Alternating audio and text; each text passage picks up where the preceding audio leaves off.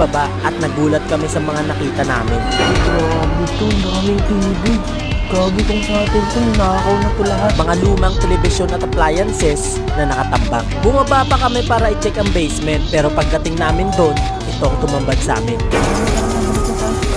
Pinamugaran na ito ng mga paniki, kaya bumalik kami agad sa taas dahil hindi namin alam kung normal na paniki lang ang mga ito o may halo ng elemento. Guys, check natin itong third floor. May nakita kaming terasa na parang na namin ang mga cabin nang bigla na lang. Nagsasalita. Akala ko guni-guni ko lang ang boses na narinig ko, pero mali pala ako. Tumakbo na kami agad pero pagdating naman sa entrance ng mga cabin, ito ang bumungad sa amin. Oh my God, ano to?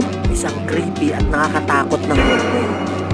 Takot. Bawal tayo dun sa gitna kasi hindi ko na makita yung mga dinadaanan dun eh.